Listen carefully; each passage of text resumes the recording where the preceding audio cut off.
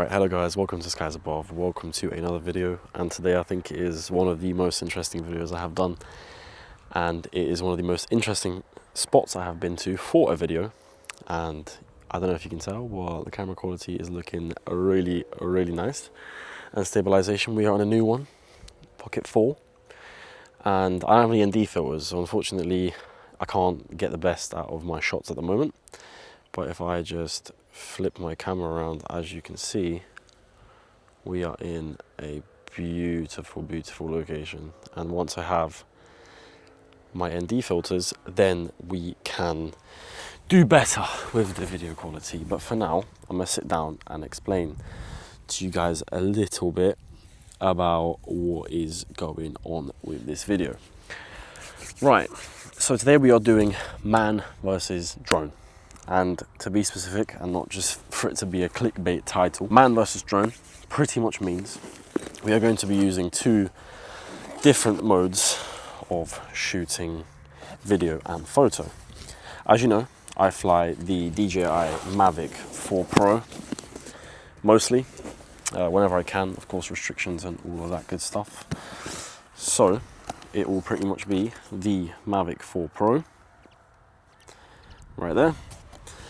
And that will go up against me, the photographer and videographer. Of course, like I said, the new camera that I'm going to be using for this is no ND filters, but in terms of photography, we are using the Fuji X-E5, which is my daily driver, alongside a Yashica, but the Yashica I will not be using today as a film, and I don't have time to process, develop, scan that film for said video, because I want to get it released as soon as possible. But yeah, we will pretty much be comparing vantage points, sort of framing, what we can do on the ground, what we can't do in the air, and vice versa. And then yeah, we are at Devil's Dyke here, just outside of Poynings, I believe, sort of overlooking Brighton, which is quite nice. And there's a lot of cows here, and you kind of have two different sides of the spectrum. So you have sort of fields on the right over here, and then you have the sea and sort of Brighton area there. So you also have like a bit of a city vibe or a town vibe, and then sea, and then just landscape, which is nice because it gives us a variety of what to shoot. I don't have, my battery's not too charged up, so I don't know how much airtime I'll be able to get, but we are also focusing mainly on the drone. And this is kind of just a fun comparison video of what I can do on the ground here compared to what I can do up in the air. And this is another late night shoot because I've been flying my drones a lot in the daytime, and I feel like I haven't given it a go with low light performances, especially with video. And that's sort of what I'm trying to learn at the moment, is mainly video, as photography I've been doing for quite a while now, so I know sort of the gist of everything. But enough talking. I think I'm going to get the drone up in the air now, and then we'll fly it around for a bit, and then I'll show you guys some photos after, and then yeah, we might go for a little walk as well and see what they have here. But for now, I'm going to get this drone set up, and then we shall fly. Another thing is, before I do that, I was doing some research, and pretty much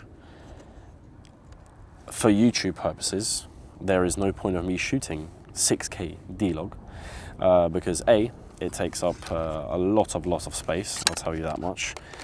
Just for a couple minutes of video, it takes up gigabytes of my storage. I'll set up while I talk.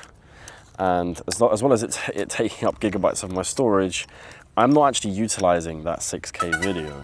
So I thought to myself, why not just shoot 4K 30 FPS and do D-Log M, because D-Log M will also allow me to edit a little bit easier, and it won't be as difficult for me at the moment, because at the moment I'm finding video editing to be a little bit of a pain in my bum.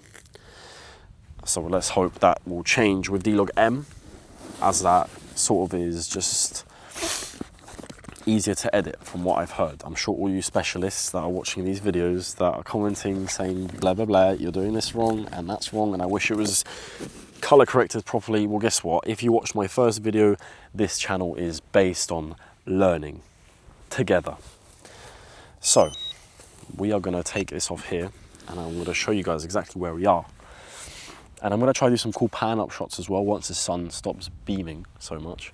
And yeah, with the Osmo, just to get a gist, that's also 10-bit D-Log, 4K 30. So we're going to try to get everything set up fairly similar, because that's another thing that I sort of learned was consistency within the footage between face cam and drone footage and all that other stuff, sort of shooting same aperture, same white balance mainly, just to get that evenly across, as well as, you know, getting the editing done correctly in post.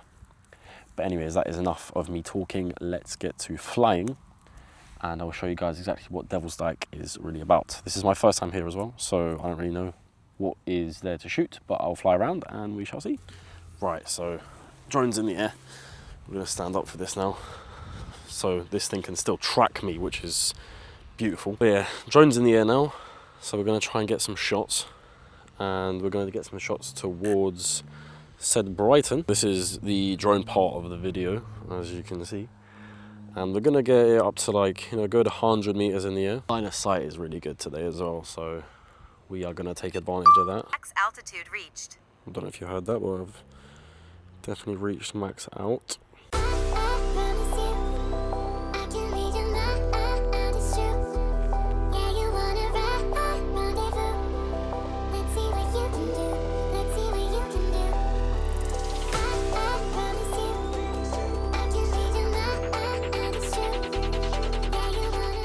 Right, so another thing that I definitely saw online is getting these like golden hour shots, which is what I'm trying to get right now. The sun is always like, it looks overexposed. I feel like it is overexposed, but I feel like that's exactly what they show in the videos.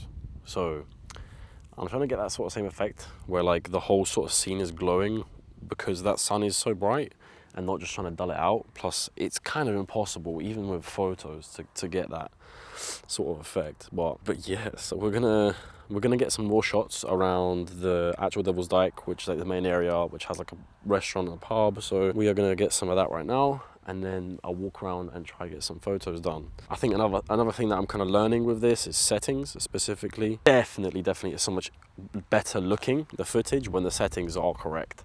So we are sort of tweaking and playing around with that right now. Like I said, we have more time and more freedom to do this. So yeah, I'm excited to show you guys what I've done, and yeah, we'll see what we can capture.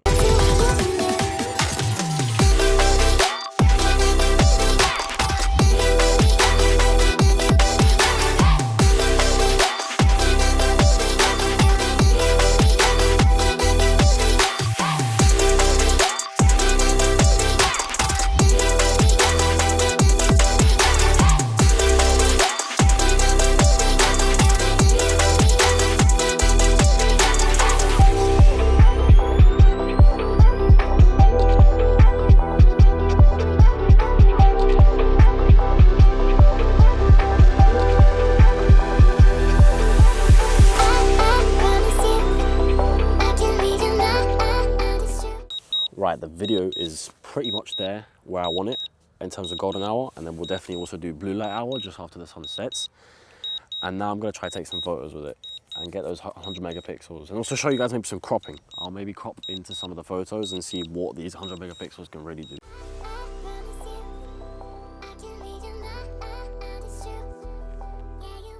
Right, so I am off and on the move, and we will be shooting with my Fuji X-E5, and to pair with said X-E5 I have a Sigma 18 to 50mm.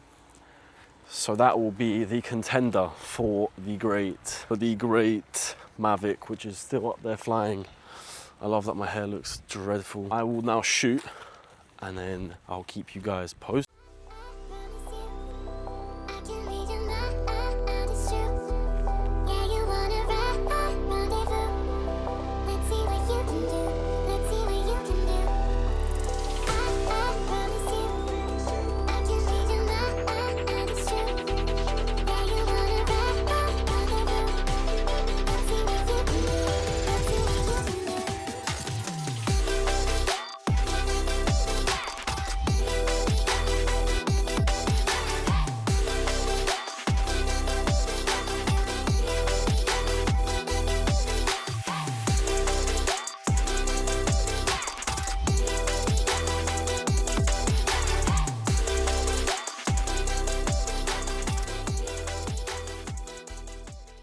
Right guys, so we are just coming up to the sunset, and I think this is where I'm going to end the video. My drone is just coming back now, and I hope you guys enjoyed the comparison, the drone footage, the devil's Dyke, as they say. And yeah, I really hope you enjoyed this video, and I'm definitely going to see you guys in the next video.